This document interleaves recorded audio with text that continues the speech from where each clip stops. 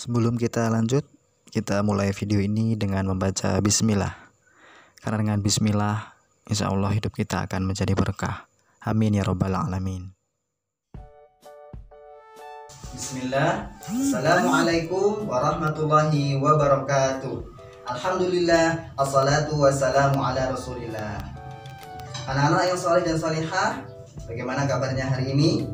Ya, semoga Allah Subhanahu wa taala selalu memberikan kita kesehatan dan merahmati kita semuanya. Amin ya rabbal alamin. Jumpa lagi dengan Bapak Aris Supeno dalam pelajaran pendidikan agama Islam. Anak-anak yang saleh dan salihah kelas 6, hari ini kita akan melanjutkan pelajaran yang ke-7, yaitu menerima qada dan qadar. Sebelum kita mulai, mari kita membaca basmalah bersama. Bismillahirrahmanirrahim. Kemudian mari kita berdoa, semoga Allah Subhanahu wa taala memberikan kita tambahan ilmu dan memberikan pemahaman. Masih ingat doanya? Rabbi zidni ilma warzuqni fahma. Amin. Ya, baiklah, silakan disimak pelajarannya. Terima kasih. Selamat belajar.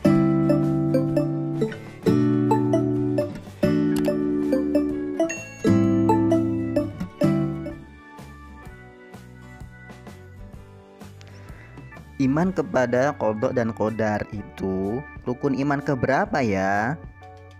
Ya, benar, rukun iman yang ke-6. Sekarang coba perhatikan gambar berikut ini. Ini adalah contoh dari berbagai kejadian yang ada di dunia ini. Baiklah, sekarang kita akan memahami makna qada dan qadar. Perhatikan. Qada adalah ketetapan Allah Ta'ala terhadap seluruh makhluknya sejak zaman azali.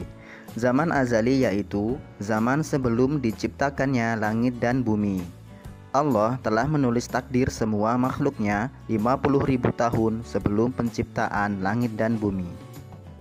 Allah Subhanahu wa Ta'ala berfirman dalam Al-Quran surat Al-Hadid ayat 22. A'udzu billahi minasy syaithanir rajim. Ma asaba min musibatin fil ardi wala fi anfusikum illa fi kitabim min qabli an nabra'aha. Inna dzalika 'alallahi yasir. Artinya, setiap bencana yang menimpa di bumi dan yang menimpa dirimu sendiri, semuanya telah tertulis dalam kitab Lauhul Mahfuz sebelum kami mewujudkannya. Sungguh yang demikian itu mudah bagi Allah.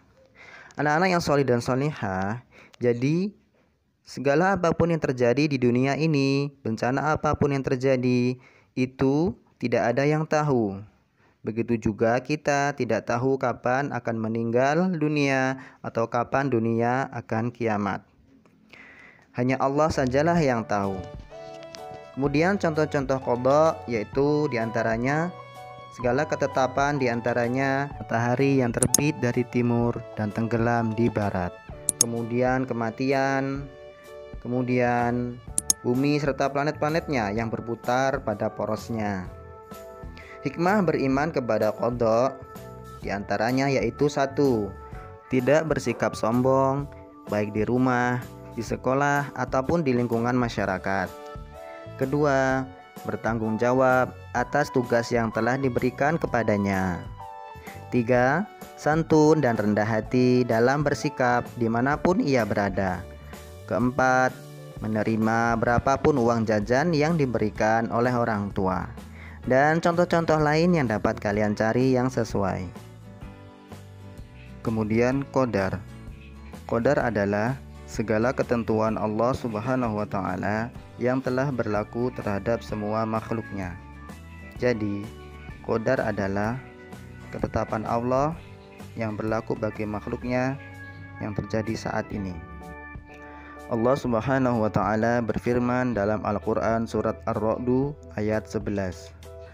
أعوذ بالله من الشيطان الرجيم له معقبات من بين يديه ومن خلفه يحفظونه من أمر الله إن الله لا يغير ما بقوم حتى يغيروا ما بأنفسهم وإذا أراد الله بقوم سوءا فلا مرد له وما لهم من دونه من wal. Artinya, baginya manusia ada malaikat-malaikat yang selalu menjaganya bergiliran dari depan dan belakangnya. Mereka menjaganya atas perintah Allah. Sesungguhnya Allah tidak akan mengubah keadaan suatu kaum sebelum mereka mengubah keadaan diri mereka sendiri. Dan apabila Allah menghendaki keburukan terhadap suatu kaum, maka tak ada yang dapat menolaknya dan tidak ada pelindung bagi mereka selain Dia. Contoh-contoh qadha antara lain: 1. Seorang anak yang menjadi pintar dan menjadi juara kelas setelah dia belajar dan berdoa.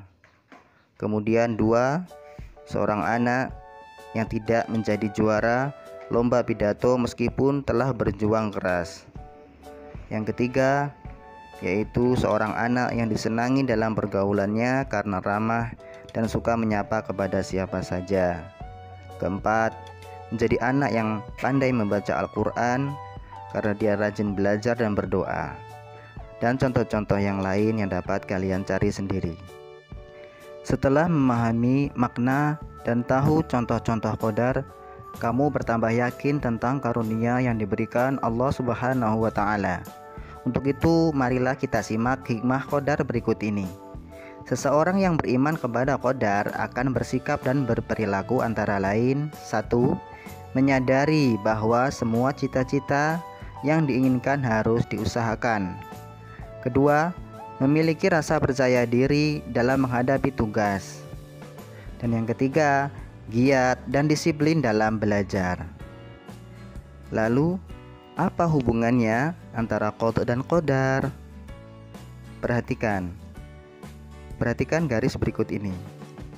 Qadha yaitu ketetapan Allah sejak zaman azali. Sementara qadar yaitu ketetapan Allah terhadap makhluknya yang terjadi saat ini. Jadi, qadha lebih dahulu daripada qadar.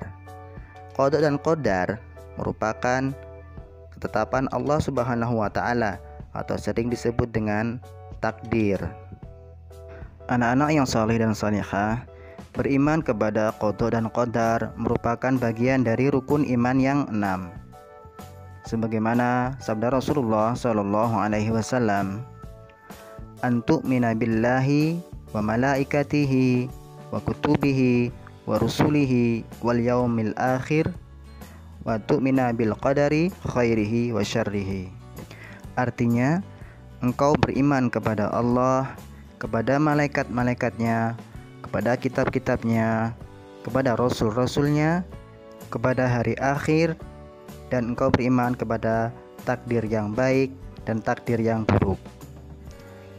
Sikap kita sebagai seorang muslim apabila menghadapi takdir yang baik, maka kita harus bersyukur.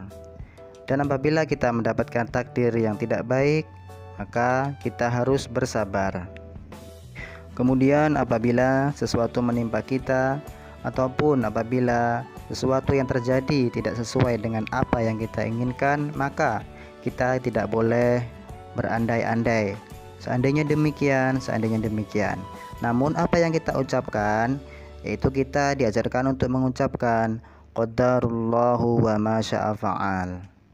Anak-anakku yang saleh dan salihah, alhamdulillah pelajaran kita sudah selesai. Terima kasih telah menyimak sampai selesai. Bapak ingatkan sekali lagi untuk terus menjaga kesehatan. Jangan lupa mencuci tangan dengan air dan sabun, memakai masker saat keluar rumah, dan menjaga jarak. Semoga Allah Subhanahu wa Ta'ala menjaga diri kita dan saudara-saudara kita dari segala penyakit. Amin ya Rabbal Alamin. Baiklah, kita akhiri pelajaran kita hari ini dengan membaca doa. Subhanakallahumma wa bihamdika asyhadu an la ilaha illa anta astaghfiruka wa atubu ilaik. Assalamualaikum warahmatullahi wabarakatuh.